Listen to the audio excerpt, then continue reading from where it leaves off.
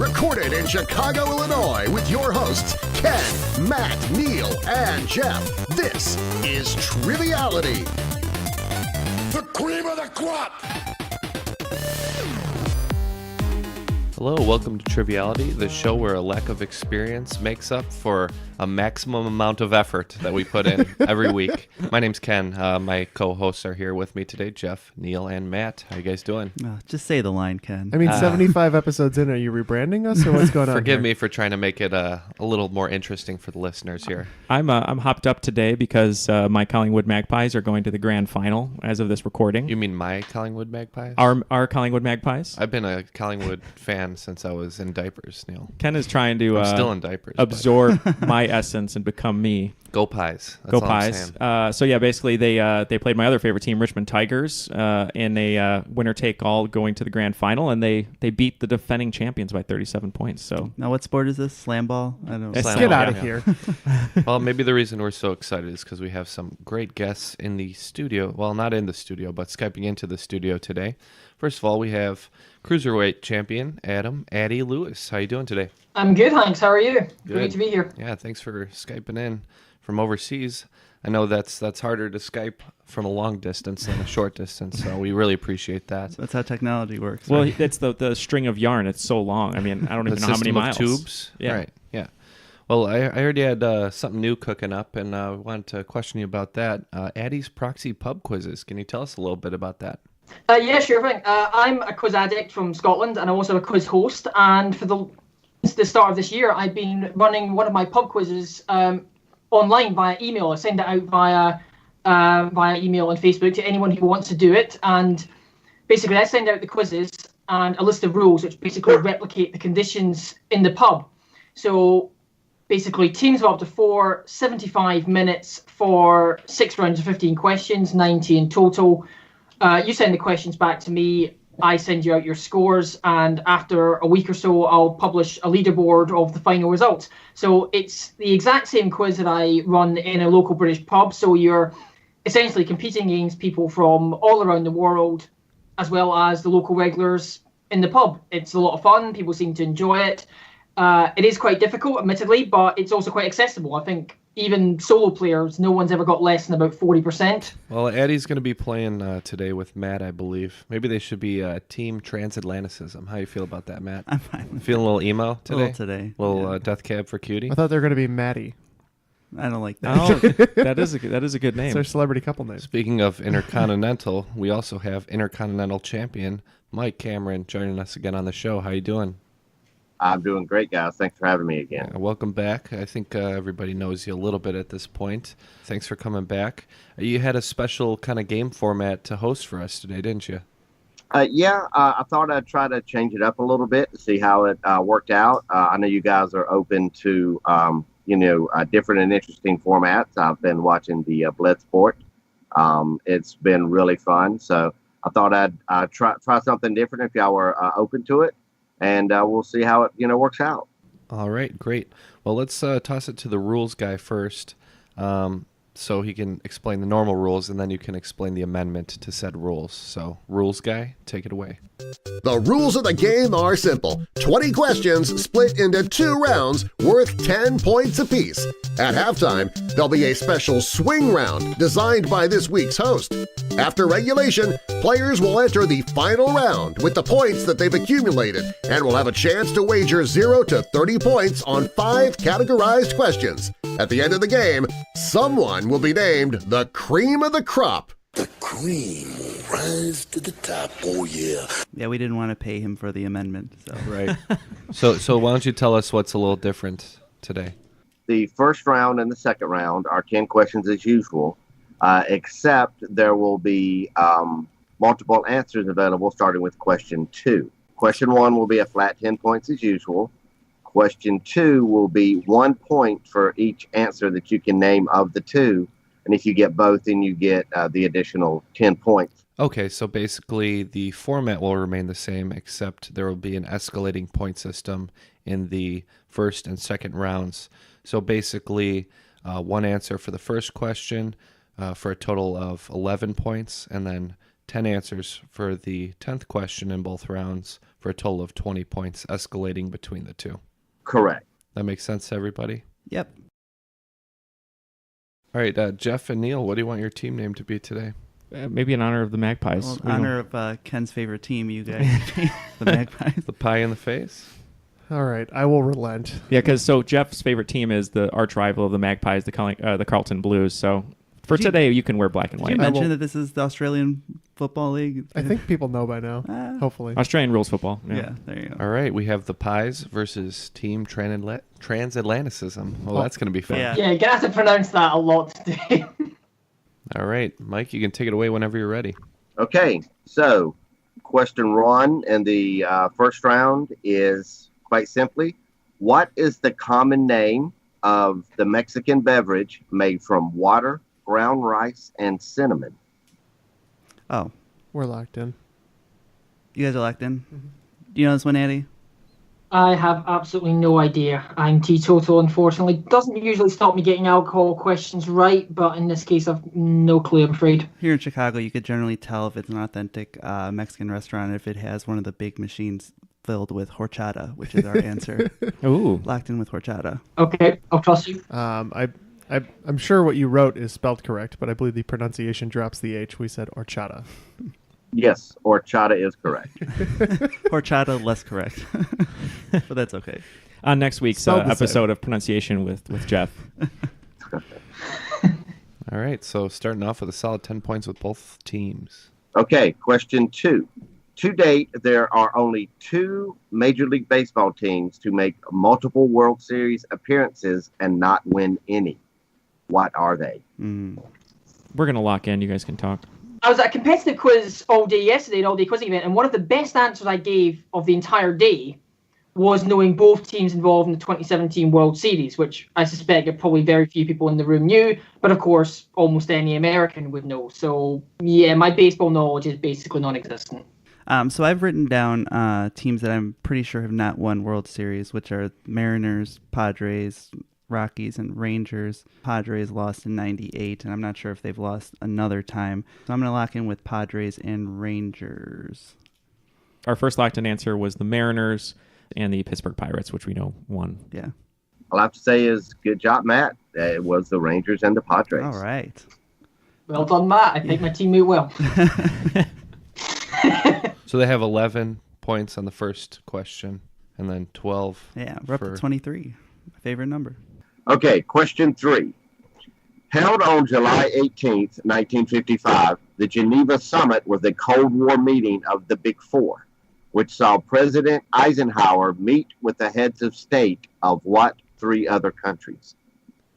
My gut is usually wrong with anything historical or fact-based, so... That wasn't a country. Okay, that counts. Okay, yeah, we're locked in. Okay. What were you thinking, Addy? Yeah, I think if this is 1955, it's Eisenhower, so that's obviously US. I think the other 3 have surely got to be the Soviet Union, France, and the UK. They were big European or the Eurasian powers at the time. I thought this was possibly heading in the direction of something like the Yalta Conference or something like that. I think it surely has to be those 3. Yeah, I had UK and Soviet written down, and France makes sense too, so we'll lock in with those 3. Jeffrey? Yep, I believe we are in concurrence. We said the UK, USSR, and France. It was Prime Minister Anthony Eden from Britain. It was Premier Nikolai Bulganin from Russia, and Prime Minister Edgar Faure from France. All right. All right. All right, Wait. so 13 points for both teams there. 3 for 3.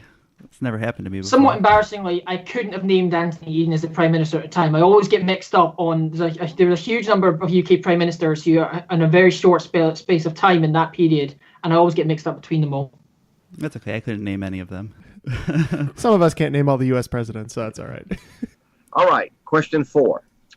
The Hangover trilogy features the antics and misadventures of 4 friends, Phil, Alan, Stu, and Doug, in Vegas, Bangkok, and various other locales. Well, actually 3, because Doug usually ends up MIA for the majority of each film, but he's nonetheless a member of the Wolf Pack. What 4 actors portray them? Just give me a minute. One of them, I'm forgetting his name, but Is it the Doug guy? It's Doug. He's from National Treasure. Yeah, I just got to think of his name for a minute. Nicolas Cage.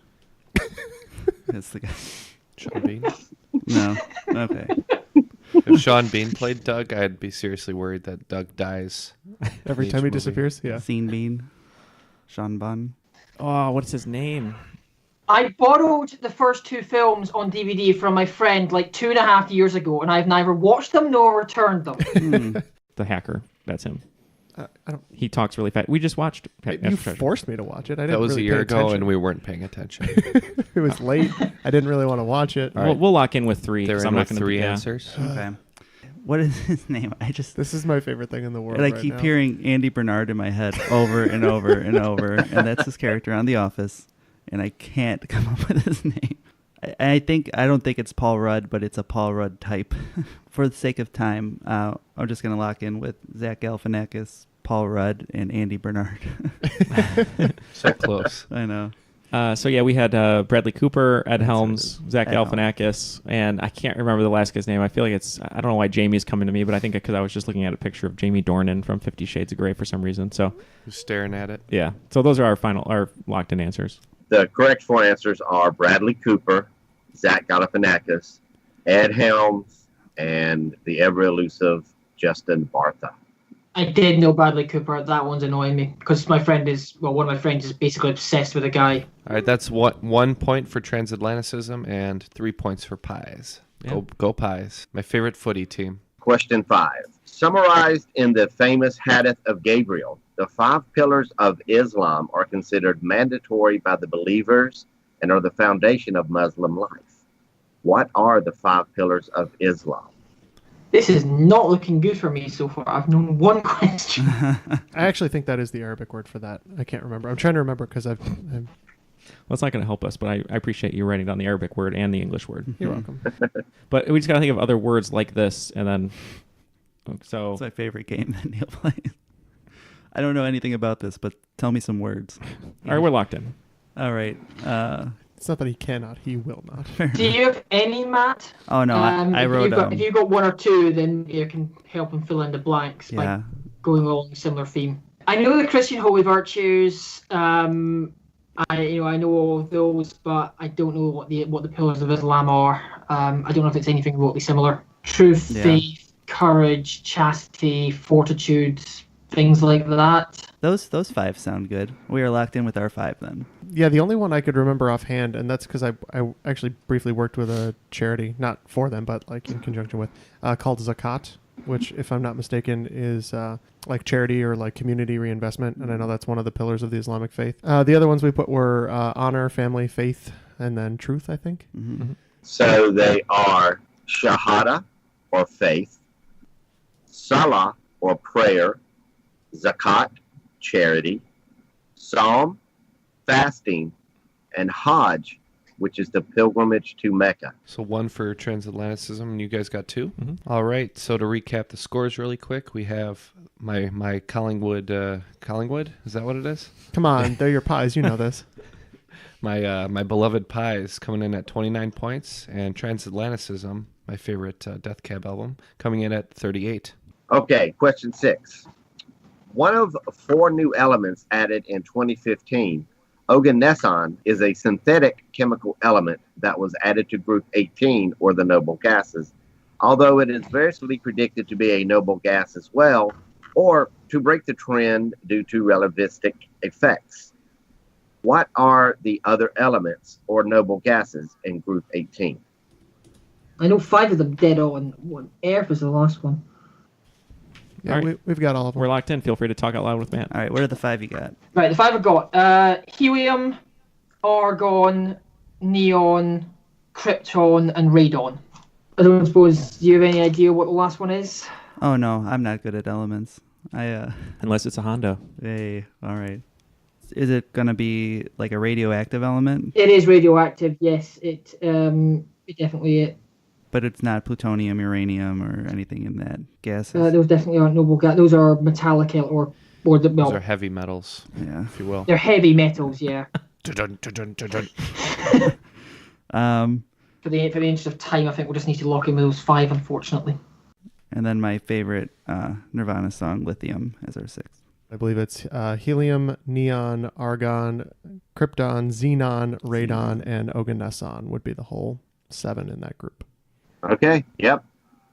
Neon, xenon, argon, krypton, helium, and radon. They're called the noble gases now because they used to think they were completely unreactive, but krypton actually has been found to bond with things in very rare circumstances. So now they're called noble gases because they rarely mix with other things. There was the famous bonding of Jor-El and Kal-El before Kal-El was sent to Earth. All right, so to clarify, the Pies got 16 on that one. Transatlanticism only got 5 points. And our next question is brought to you by Imagine Dragons. Okay. Although their history has changed through various crises and reboots, the Justice League of America original founding members, as depicted in Brave and the Bold number 28 in 1960, are what 7 Silver Age heroes? That one I'm not too sure. These last 3, Jeff, I'm not sure if they came in later or not. Yeah, unfortunately on the time frame, I'm not great. I mean, I can list 25 all right. DC frontrunners, but I feel pretty good. I know we're at least going to get 4 or 5 points, so we're locked in. Okay. I'm much more of a Marvel person. I haven't seen any of the DC films, and I never read comics. I've just got no interest in them at all. So I can name a couple of the people from the most recent Justice League film, but that's not really giving much help, I don't think. Yeah, I'm pretty sure that Batman, Superman, Wonder Woman, and The Flash were in the original Justice League. I had all those, yeah. Yeah, and then I don't know if Aquaman was brought in later. Mm-hmm. Aquaman I know was in the most recent film, but I don't know if he was brought in later. Yeah, I don't know how many more we get, so I think we can put Aquaman in there, so that brings us to 5. I had Green Lantern written down as well because that was the only other DC superhero I could even think of. Okay. But for the last one, I was kind of torn between Green Arrow and Robin, and I'm not sure if maybe Batman let his little friend in or not. I would be inclined more to go with Green Arrow. Okay. Personally, I don't know if Robin would necessarily have been a full member. I could be wrong. We'll lock in then with Green Arrow as our 7th. For us, we have the Trinity: Superman, Batman, Wonder Woman. We threw in Aquaman. One of my favorites that wasn't said was Martian Manhunter, I believe, was in the original. So the final 2, I was a little confused. I wasn't sure when they came in. If the Flash was in the original, I can't remember. If it was Green Lantern, Green Arrow, who came first. And then Flash always gets there first, right? Flash always does get there first, you're right. And then our final 2, Green Lantern and Hawkgirl. Wow, so close. The answers are Superman, Batman, Wonder Woman, Flash, Green Lantern, Aquaman, and Martian Manhunter. Ooh. So we switched Hawkgirl for Flash, and we would have had it. Yeah. For the record, Green Arrow was the 8th member to join. So both teams That with close. 6 points on that? Yeah. All right. Question 8. There are 2 American territories that have an eagle on their flag because, America. Mm-hmm.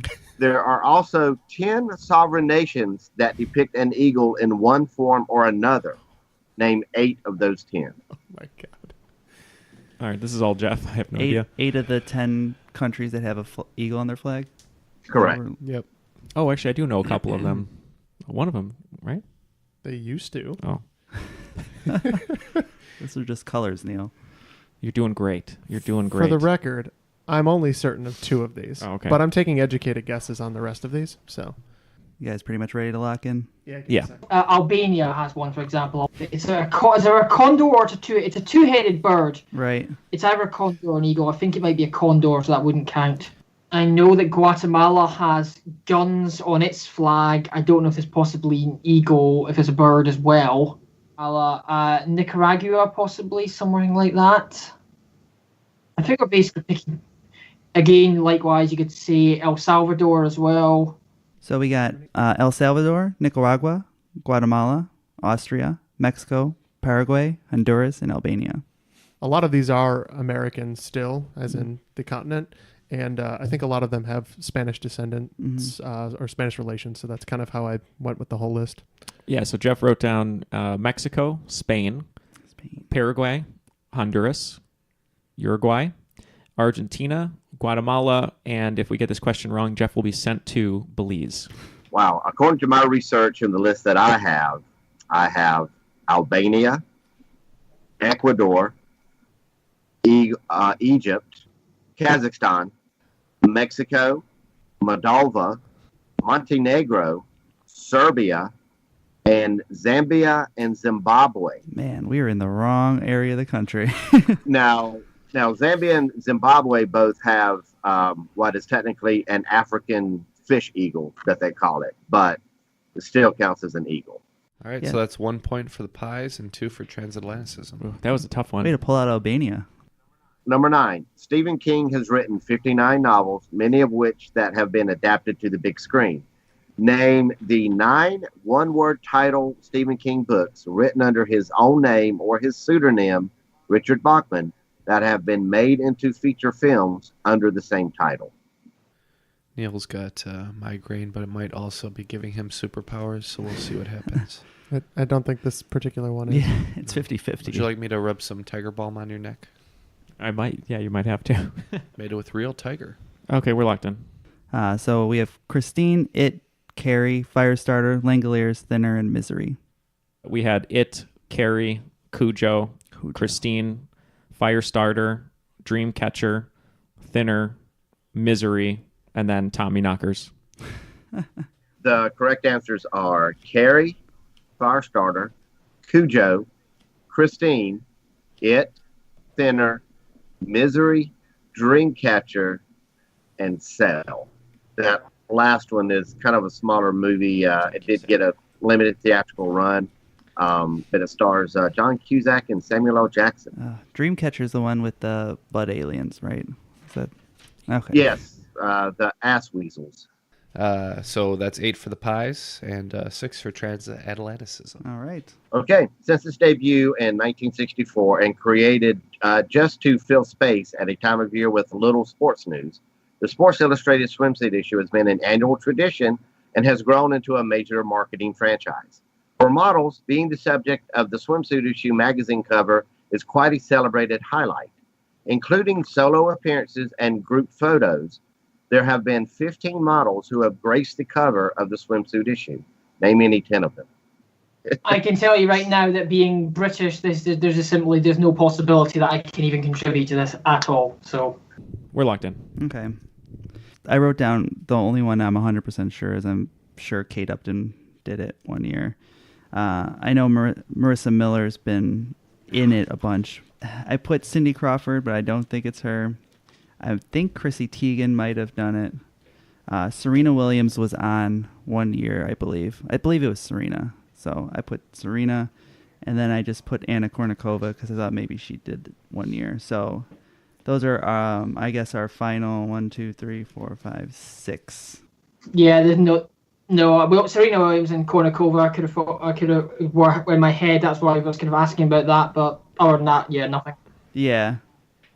Yeah. Okay. Those are our 6 then. Little Neal story. So my mom every year would buy me the Sports Illustrated magazine. God bless her. Mom of the year. Yeah, so she'd bring in. She's like, "Here you go. Here's the latest one." And she did actually last year too, which let me put up one name who was just on multiple covers in the last 5 years. So it's going to start with Kate Upton, Tyra Banks, who I met at a Nordstrom in Oak Brook and had her autograph in my Sports Illustrated.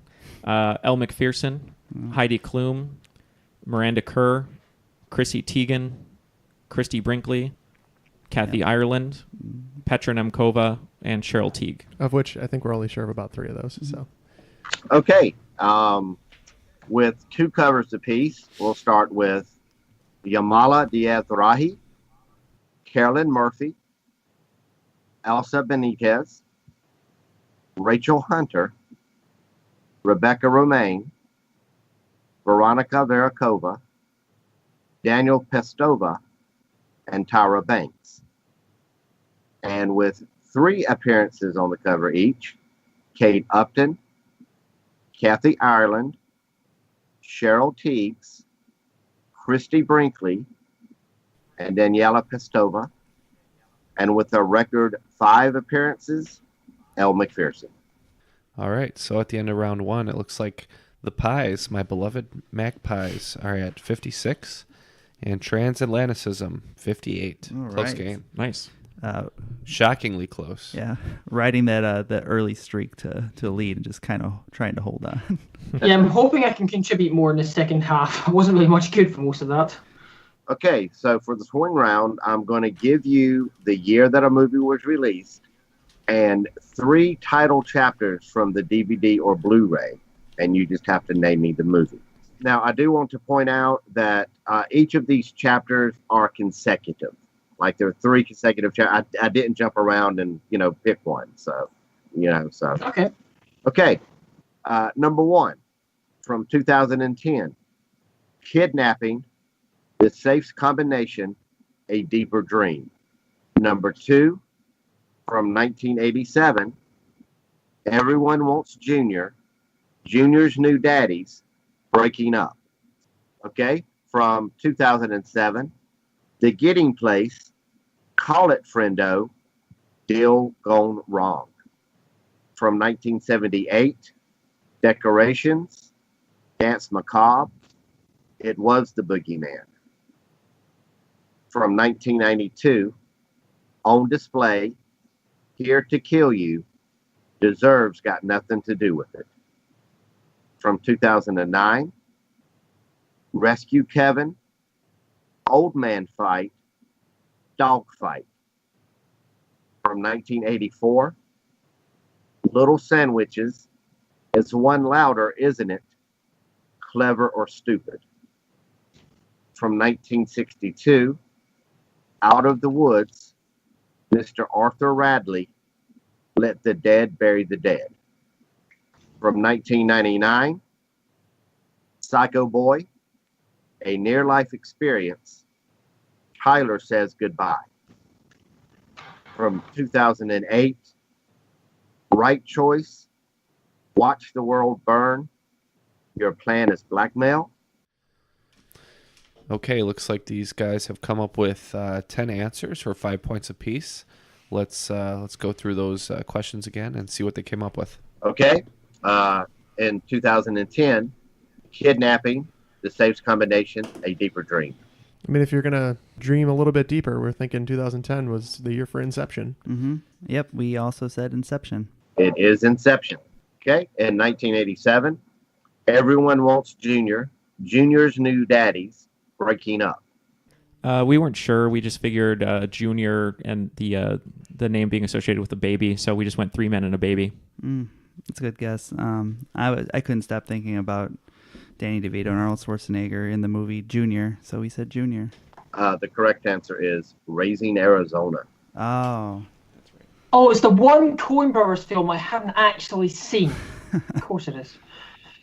Okay. 2007, The Getting Place, Call It Frendo, Deal Gone Wrong. Luckily, this one had the famous quote that helped us here. We went No Country for Old Men. Call it friendo. Yeah. Speaking of the Coen Brothers, No Country for Old Men, exactly the same reason. Call it Frendo. Somehow, when I compiled this list, I didn't realize I had not only 2 Coen Brother movies, but 2 of them back to back. It is No Country for Old Men. Okay, in 1978, Decorations, Dance Macabre, It Was the Boogeyman. Yeah, this one took me a second to get to it, and then Jeff was like, he's like, what has Dance Macabre and what has the Boogeyman? And I was like, oh, Boogeyman, that's Michael Myers, so we went Halloween. I was like, what are we setting up decorations for? Also, oh, crap. Yeah, I originally focused a lot on dance and was thinking Saturday Night Fever, and then Addy mentioned maybe it was a horror movie because of the Boogeyman that got me to Halloween, so we said Halloween. And it is indeed Halloween. 1992, On Display, Here to Kill You, Deserves Got Nothing to Do with It. Yeah, for this one, it was sort of a last-minute one. I couldn't remember what this was from, and then I kept saying the line in my head, and I was like, deserves got nothing to do with it, deserves got nothing to do with it, deserves got nothing to do with it. So I went Unforgiven, Clint Eastwood. Yeah, that line sounded very familiar to me, but I thought it was from Terminator 2, so I said Terminator 2. Deserves got nothing to do with it. Yes, it was said without an accent. It is Unforgiven. Come on. Deserves got nothing to do with it. Okay. Who's your daddy? What does he do? Come on. 2009, rescue Kevin, old man fight, dog fight. This one took me a minute, actually. It took me a minute of thinking before I realised the year, and I was able to put the three elements together. Kevin as in a little boy, old man fight as in the old man who's the star of the show, and dog fight as in Alpha's pack. So I'm hoping it's up. We thought we were being ridiculous when we thought, what has an old man, a Kevin, and a dog? And we went up. Kevin is actually the name of the bird. Russell is the name of the boy, but it is up. Okay, right for the wrong reasons, but I'll take it. Got there, but the wrong way, yeah. Okay, 1984, Little Sandwiches. It's one louder, isn't it? Clever or stupid? Yeah, we're hoping this one goes to 11 and said Spinal Tap. I thought originally it was Spinal Tap. Neal thought on the strength of the last one that was said that it was Breakfast Club, so we said Breakfast Club. Ooh, yeah, it is actually Spinal Tap. This is right. Spinal Tap. Well, that was a migraine answer if I've ever heard one. Were y'all aware that on the Internet Movie Database that the movie This is Spinal Tap is the only one with a possible rating of 11 stars? That's funny. That's my bad, Jeff. Okay, 1962. Out of the Woods, Mr. Arthur Radley, Let the Dead Bury the Dead. Yeah, we just, on the strength of Bradley, we said To Kill a Mockingbird. We agree. It's the right year for it. Yep, To Kill a Mockingbird is correct. 1999, Psycho Boy, A Near-Life Experience, Tyler Says Goodbye. Yeah, we just realized what it is. Jeff wrote American Beauty, but I believe it's Fight Club. It is Fight Club. Yeah. On the basis of Tyler, it can only be surely Fight Club. It is Fight Club. All right, so the pie's a little too late on that one. Yes. It's because they were following the first rule of Fight Club. So They weren't even they were going one step further and not even thinking about Fight Club. All right, 2008, Right Choice, Watch the World Burn, Your Plan is Blackmail. I give you my word. It's The Dark Knight. Mm-hmm. We agree. Dark Knight. Never get tired of those Joker impressions. It is indeed The Dark Knight. Speaking of Joker impressions, have y'all seen that footage of Joaquin Phoenix? It's real creepy. It is very creepy. It's very well made. I have the utmost faith in Joaquin Phoenix, to be frank. Well, a little callback to earlier in the show. The director of that is Todd Phillips from The Hangover. Yeah, he sure is. All right, so that's an additional 35 points for my beloved pies. And Transatlanticism picks up 40, so that's 91 for the pies, 98 for Transatlanticism. High-scoring affair. Take it away for round two when you're ready. Okay. In 1981, almost 175 years after Britain became the first country to do so, the country of Mauritania became the last country to ban what practice? All right, we're locked in. I think this is slavery. I know that Britain was significantly earlier than a lot of the other countries. I know that during the Amistad crisis, there was a big thing about the fact that Britain still had a lot of colonial properties in Africa at the time. So I think it was the early 19th century that Britain did ban it. Okay, yeah, and 175 years takes you to about 1805, 1806, so that sounds right. So we'll lock in with slavery.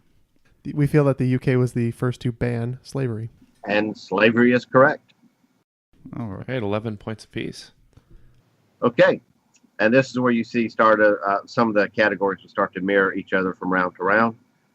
Number 2, most national flags are rectangular in shape with a few exceptions, such as Nepal's combination of two pennants. But what two countries have a perfectly square-shaped flag? I've got this. Perfect. We are locked in with whatever Eddie feels like. I am not helpful here.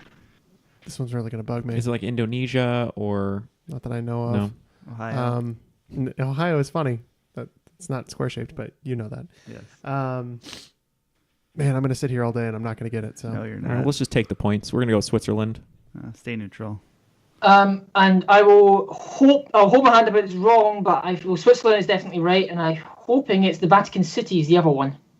Switzerland and the Vatican City is correct. All right. So big 12 points for Transatlanticism, 1 for the pies. And I suppose these two countries are just following the great philosopher Huey Lewis in his wise words, it's hip to be square. Yes. All right. Okay. Number 3. Between 1943 and 1945, there were 3 major conferences in which the Big Three, U.S., Russia, and Britain, met concerning World War II or post-World War II strategies, each named after the city in which they gathered. What are those cities? All right, I've got 2, Neal. Do you remember the other one? I'm really struggling at the moment. I should know these. Is that one? I don't know why that's coming to me. No, I think you might be seeing that other one in there. Oh, that's possible. We'll just lock in. I'm exceptionally pissed at myself, though. Excellent. My favorite kind of Jeff. I don't know if I gave away one of them earlier in the show because I mentioned the Yalta Conference, but I don't know if that was a Cold War thing. Berlin would make sense. I don't know, possibly Paris maybe after it was recaptured. So we could do Berlin, Paris, and what was the other one? The first one you said? Yalta. Hope that was World War II rather than post it. Okay. We'll lock in with those 3. Okay. You didn't give it away earlier. You did mention it, though. Yalta is definitely one of them. Another one of them is Potsdam. And for the life of me, I can't come up with the third. Okay. They are Yalta, Potsdam, and Tehran. All right, that's 2 for the pies, 1 for transatlanticism. Okay. Released in 2004 and based on the 1998 novel A Window for 1 Year, The Door and the Floor was the 5th film to be based on a novel by John Irving. What are the other 4? Hint. Like The Door and the Floor, one of them does not share the title of its source material. I have never heard of any aspect of this. I've never heard of the author of the film, of any of the books. This is absolutely horrific. I'm sorry. Oh, that's okay. I know I've heard of the author, but I don't know any of these. Do you know this author at all? No, not one I'm familiar with. This one is like in a really bad pocket of stuff that I don't know. Yeah. No, I've got absolutely nothing. All right, we're just going to tap. Okay. We don't know anything, so I'm going to lock in with A New Hope, The Empire Strikes Back, and Return of the Jedi. Okay, that was a good effort. Wow, this played a lot harder than I thought it would. The 4 are The World According to Garp, The Hotel New Hampshire, The Cider House Rules, and Simon Birch. I've heard of the Cider House Rules, but that's it. Simon Birch is actually the name of the John Irving novel it's based on is A Prayer for Owen Meany. All right, no points on that one. Number 5. And there came a day unlike any other, when Earth's mightiest heroes found themselves united against a common threat. And on that day, the Avengers were born. When they did form in Avengers number 1 in 1963, who were the 5 founding members? Looking for 5, right? Yeah. All right, we're locked in. Okay. So I'm pretty sure Iron Man, Thor, and Captain America are. Yeah. And then I think Spider-Man might have also have been in the original Avengers. He definitely joined them. He may have been the original. I'm not sure. I had him written down as a possible. I know the Hulk. I don't think he was one of the original Avengers in the comics. So I think Hawkeye's not a bad guess. So we can do Iron Man, Thor, Captain America, Hawkeye, and Spider-Man.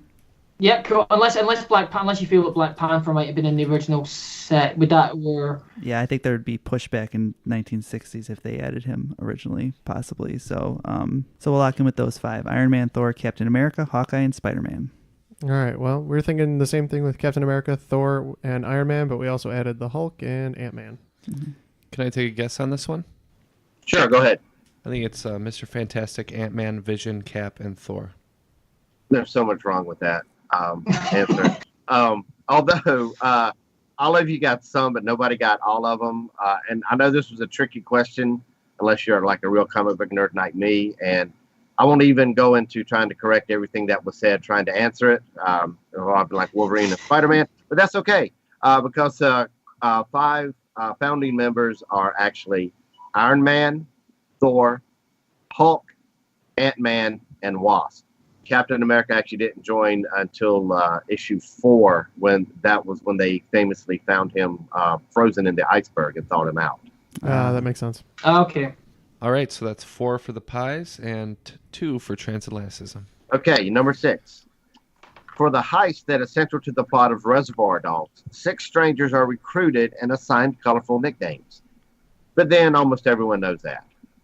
Who are the 6 actors who portray Misters White, Pink, Orange, Blonde, Blue, and Brown? Well, Locked in. yeah. Steve Buscemi is Mr. Pink. Eddie Bunker is Mr. Blue, famously a real-life bank robber in his own right. Quentin Tarantino was Mr. Brown, one of the first of Tarantino's cameos in his own films. Harvey Keitel was Mr. White. Tim Roth was Mr. Orange. Mr. Blonde was Michael Madsen. All right. Well, we're locked in with what Addy said. We have the same answers. Madsen, Roth, Keitel, Buscemi, Tarantino, and Bunker. Yep, that is correct. In order from when I named them, White was Keitel, Pink was Buscemi, Orange was Tim Roth, Blonde was Madsen, Blue, Eddie Bunker, and Brown, Quentin Tarantino. Awesome. Good All job, right, Addy. 16 points apiece. Good job. Yeah. Mr. Blonde, Mr. Blue. Okay, interesting, because going into question 7, speaking of video games, the Mario Kart franchise got its start in 1992 with the release of Super Mario Kart for the Super NES system, allowing you to choose your driver from one of 8 Mario-based characters. Name any 7 of them. I've got a few, though. How many have you got? I'm 100% sure on Mario, Toad, Yoshi, Peach, Luigi, Bowser. Yeah, I think Donkey Kong actually is one of them. Was he one of the originals? That was the question. Is that I know that? Well, I suppose it would make sense because obviously Mario's first game was a Donkey Kong game. Yeah, and this game came out right around the same time as Donkey Kong Country, so they were trying to push that character back. The other one I think is there's a Koopa Troopa, or one of the little green guys. I think he's one of the other characters. Yeah, he would have been in there as well. Yeah, we'll dock in with Mario, Donkey Kong, Toad, Yoshi, Peach, Luigi, and Bowser. Based mostly on my knowledge of the 64 one, we went Toad, Mario, Luigi, Yoshi, Princess Peach, Donkey Kong, and Bowser. I think the last one in the 64 one would be Wario. Okay, the original 8 were Mario, Luigi, Princess Peach, Yoshi, Bowser, Koopa Troopa, Toad, and Donkey Kong Jr. Oh. Oh! All right, question 8. All right. Marilyn Monroe is famously the first ever Playboy centerfold and cover model. And while their covers traditionally feature both Playboy bunny and beautiful women, there have been 11 times that a man has appeared on the cover. Most of the covers are with women, but at least one cover is solely with a man. They have been most commonly comedic actors or comedians, but have also included musicians and business moguls. Name any 8 of the 11. Write down whatever you think, and then I'll just say I agree. I trust your judgment. Okay, we're locked in. Hugh Hefner, I believe, is like an obvious one. I'm pretty sure that. Yeah. I'm pretty sure Rodney Dangerfield was on once. I can kind of picture the cover. Donald Trump would make sense. Yeah, he definitely did have one that's come up recently. And then I also wrote down Chris Rock. I'm not sure, but I'm trying to. And then I also wrote Andrew Dice Clay as somebody who was like a raunchy comedian. And then said there might have been athletes, I believe. So I wrote down Jose Canseco because something that he would do. So that's what I have written down. That would make sense. Yeah, I don't really have a lot more than that. Our locked in is Hugh Hefner, Rodney Dangerfield, Donald Trump, Andrew Dice Clay, James Dean, Jose Canseco, Chris Rock, and Mel Gibson. I'm glad with Mel Gibson, if they put him on there, they went the other way, and they're putting big on the cover now. All right. All right. We said Hugh Hefner, Frank Sinatra, Tommy Lee, Seinfeld, Trump, Burt Reynolds, Bruno Mars, Steve Martin, Michael Jordan, and is that Wilt Chamberlain? Wilt Chamberlain, and James Dean would have been dead for 9 years. Perfect. At that time. So. Like you consider them.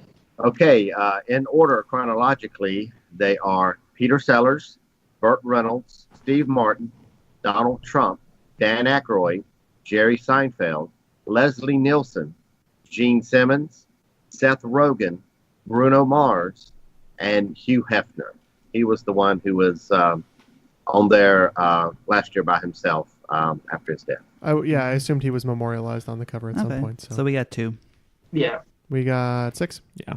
I had Seinfeld and crossed it off because I thought that wouldn't be good for his brand or whatever. But We didn't either. We just put it down. I just knew Bruno Mars because my mom had got me that one. So my God. There's definitely some names there that I would not have expected to see. Yeah. All right, question 9. Okay. When the NFL merged with the AFL in 1970, the NFL had its biggest growth spurt ever, adding a total of 10 teams. Name any 9 of those 10. Note, 3 of the teams now play under different names and or cities. I'm looking for their current names. all right, here we'll do our official answers here. So we have the Tennessee Titans, Miami Dolphins, New York Jets, Baltimore Ravens, Cincinnati Bengals, Cleveland Browns, Oakland Raiders, Philadelphia Eagles, and the LA Rams. For your list, the Browns are technically listed twice there because the Browns moved to Baltimore and became. Oh, Fair enough. And then they added the Browns as an expansion. So I don't know. It's kind of it gets tricky like with some of those things. So but my list, I have the Titans, who were the Houston Oilers, the LA Chargers, who were San Diego at the time, the Pittsburgh Steelers, Indianapolis Colts, who were Baltimore Colts at the time, I believe, New York Jets, Kansas City Chiefs, and Miami Dolphins, and the Denver Broncos. Oh, I'm sorry. I only listed 8. My 9th was the Raiders. The Raiders. Okay. So when they joined, they were the Boston Patriots, now the New England Patriots. When they joined, they were the Houston Oilers, now the Tennessee Titans. When they joined, they were the San Diego Chargers, now the Los Angeles Chargers. And then the teams that have not moved or relocated, the Buffalo Bills, the Cincinnati Bengals, the Denver Broncos, the Kansas City Chiefs, the Miami Dolphins, the New York Jets, and the Oakland Raiders. Nice job. Thank you. All right, so 7 for transatlanticism and 5 for my beloved Magpies. All right, question 10. My lifelong favorite team, the Magpies. I totally botched this one division. Sorry. That's all right. Number 10, the 10 Commandments, also known as the Decalogue, are a set of biblical principles relating to ethics and worship and appear twice in the Hebrew Bible, in the books of Exodus and Deuteronomy. They play a fundamental role in Judaism and Christianity, although different religious groups follow different traditions for interpreting and numbering them. But what are the 10 Commandments? Just name them. We only have to do 2, right? Because that's, as George Carlin said. Is that what he said? Well, that's what George Carlin said. I'm looking for the 10 as they were transcribed in the Bible. I think you're going to be too picky on the wording here. No, not at all. Yeah. As long as you get the general, idea of them is fine. I made a point to memorize these a while back, and of course now I've forgotten, but I've got most of them, I think.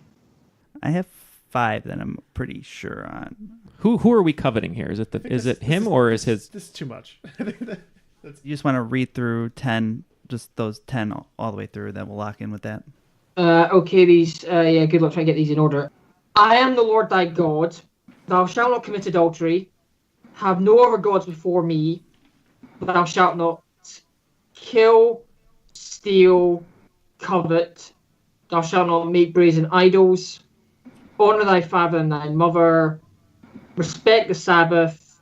And not take the Lord's name in vain. And adultery, if I didn't already say it. There we go. Yeah, we're thinking the same. Neal wrote down, don't kill, don't covet, don't steal, don't take the Lord's name in vain, bed your neighbor's wife, so we wrote adultery. And then I added honor thy mother and father, and don't worship false idols. And then I kind of thought a couple of those other ones were in there in the worshiping false idols, but I think Addy is right about a few of those. He does start out by saying, I am the Lord thy God. You shall have no other gods before me. It's all one in there together, actually. It's not two separate. Yeah. Okay. You shall not worship false or make false idols. You shall not take the name of the Lord your God in vain. I was just hoping somebody would say blasphemer. That's one of my favorite words. Remember the Sabbath to keep it holy. Honor your mother and father. Thou shalt not commit murder. Thou shalt not commit adultery or covet thy neighbor's wife.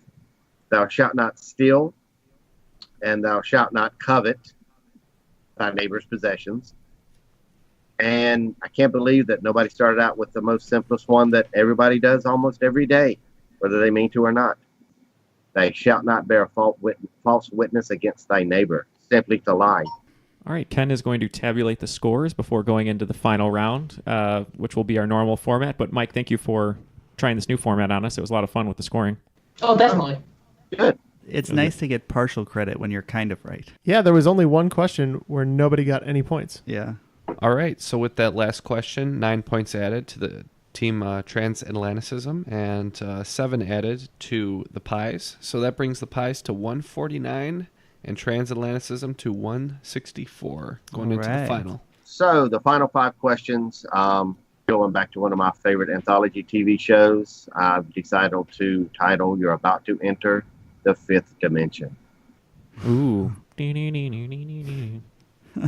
And the 5 categories for the Fifth Dimension are Life in the Fast Lane, A Life of Illusion, No Fun Allowed, Dirty Laundry, and Life's Been Good. All right, all the wagers are locked in. Okay. So, first category, Life in the Fast Lane. Originally calling themselves Mighty Joe Young, this band's name was inspired by a motor oil brand well known to car racing fans and not a child actress's body part. Okay? Life of Illusion. On Arrested Development, Job's rival Tony Wonder appeared on the cover of What magazine for magicians, prompting Job to attempt the same feat, only to have his illusion make it their goof of the year. No Fun Allowed. In 1535, King Henry VIII of England instituted a tax that graduated by social position, mainly so that he wouldn't be required to pay it. What did he tax? Dirty Laundry. What is the name of the progressive radio talk show, now a video web-based network of shows, that was founded by Cenk Uygur, Ben Mankiewicz, and Dave Kohler in 2002, and is currently co-hosted by Unger and Anna Kasparian? Life's Been Good. Coming to prominence as a reporter for Entertainment Tonight, Robin Leach hosted his own show, Lifestyles of the Rich and Famous, from 1984 to 1995. Leach ended each episode hoping for his viewers to have what that became his signature catchphrase. I think we're locking in with our bad answers. All right, both the teams are locked in, so let's get on to the answers. Originally calling themselves Mighty Joe Young, this band's name was inspired by a motor oil brand well known to racing cars fans and not a famous child actress's body part. All right, with 20 points on the line, the Pies. Yeah, so this one we were thinking, Jeff wrote down Quaker, Pennzoil, Mobil, and then we were thinking of child actresses and names and whatnot, and then we came up to the oil STP and thought of Shirley Temple and then Stone Temple Pilots. Oh, man. And with Oakland 5 on the line, Transatlanticism.